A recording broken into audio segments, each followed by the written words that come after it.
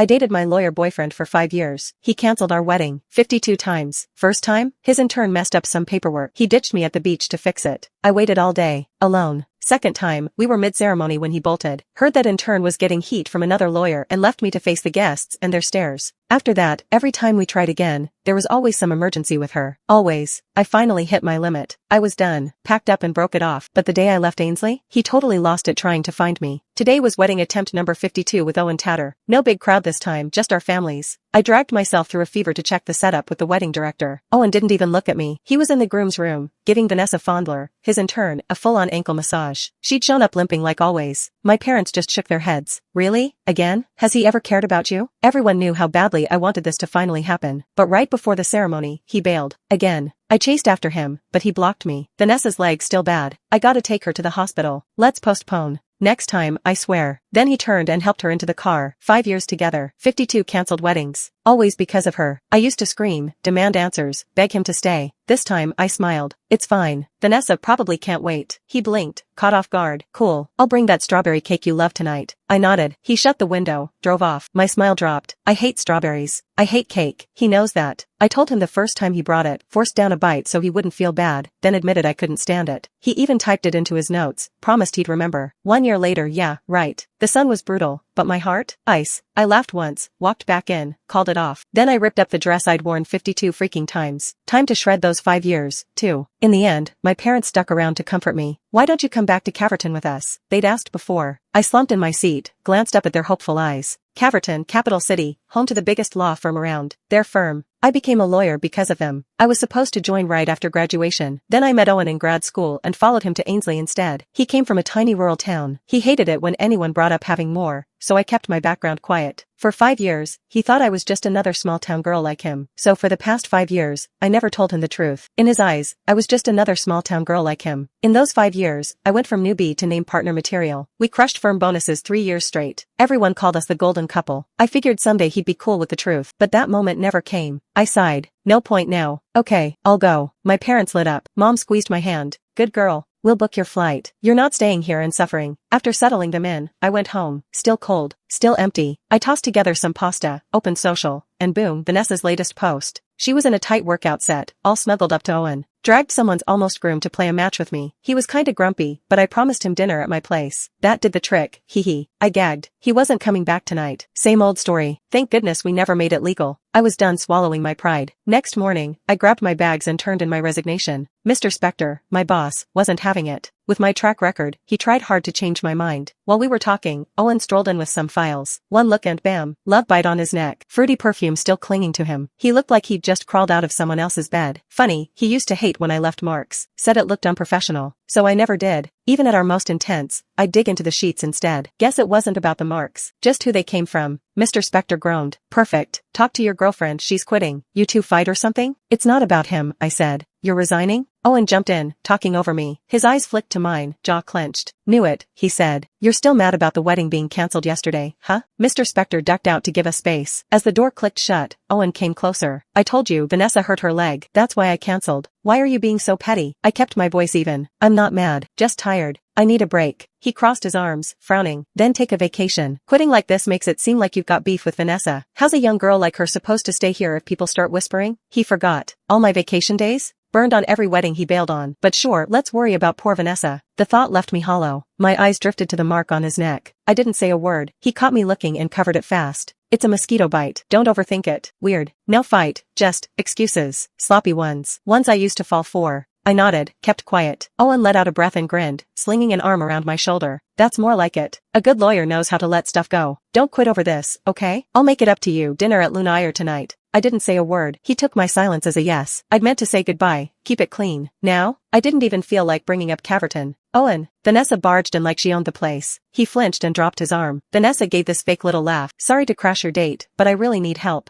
I'm confused about this case. Without a glance my way, he walked over, took the file, and leaned in to ask what part she didn't get. She cozied right up to him. They whispered like I wasn't even there, locked in their own little bubble. Then she linked her arm through his and strutted out with him. Just before the door shut, she turned, flashed me a smug little smile, then yanked it closed hard. Bang, the empty office went still. And then, crack. My bracelet snapped clean off and shattered across the floor. no warning. It was our first anniversary gift. Owen said it symbolized how perfect and unbreakable we were. I stared for a beat, then quietly picked up the pieces, ignoring the sting, tossed them and the last of whatever we had straight in the trash. After I handed in my resignation to Mr. Spector, I went back to my desk to wrap things up. Judy, who was taking over for me, shot me a look like she wasn't ready to let go. Riney, seriously? You're bailing? Now I'm stuck watching those two drool over each other all day. She nodded toward Owen and Vanessa. Owen looked like he was giving Vanessa a mild lecture, but whatever tension there was vanished when he pulled out a luxury bracelet like it was a freaking magic trick. Vanessa lit up and slid it on like it was her birthday. Then she saw me, and panicked. Ms. Reinsdorf, I swear, there's nothing going on with me and Owen. It's just a bracelet. All eyes swung to us. 5 years with Owen, and he never bought me anything remotely nice. And just like him, everyone here thought I was some clueless girl from nowhere who couldn't tell real luxury from knockoff. Their pity hit like a slap. Even Judy was seething. You're still dating him and they're making a fool out of you. I gave her hand a quick squeeze and shook my head. Chill. Then I looked at Vanessa. It's a gorgeous bracelet. Suits you. She blinked, clearly expecting fireworks. Ms. Reinsdorf, seriously, it's just a regular bracelet. Please don't be upset. Upset? Not even close. I had stuff like that lying around back in Caverton. Owen stood up, all frowny. Riney, stop being unreasonable. I sighed and shook my head. I'm not mad. Y'all really need to stop making stuff up about me. I kept it chill, but Owen looked thrown, then rolled his eyes. You better not be. He sat back down and tugged Vanessa with him. Judy leaned close. You're just gonna let that slide? I shrugged, flipping through some files. Yeah.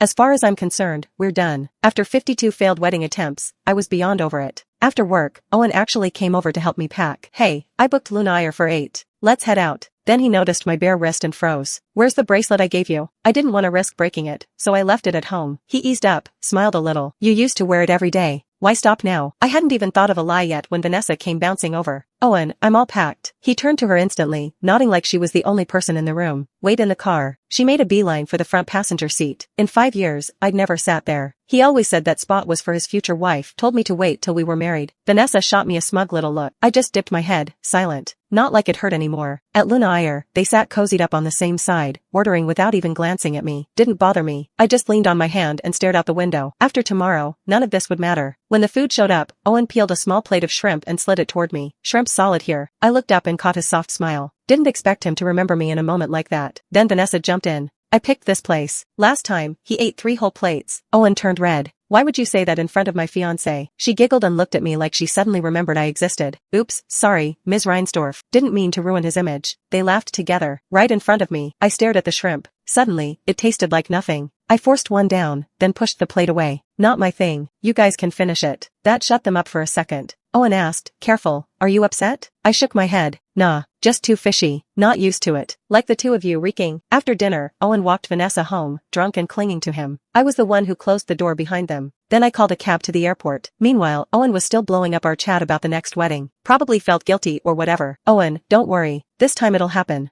Nothing's going to get in our way. Me, okay, but I already knew. It had crashed like every other time. Right before I boarded, another message popped up. Owen, Vanessa's stomach hurts from drinking. I'm not coming home tonight. Take care of yourself. I actually laughed. Cold and quiet. Saw it coming a mile away. Me, no problem. Stay at her place. I've moved out. From now on, we're done. Owen, goodbye forever. I blocked him right after. Deleted the whole thread. On the plane, I watched Ainsley glow in the distance. Back there, Owen was probably still staring at his screen, stunned.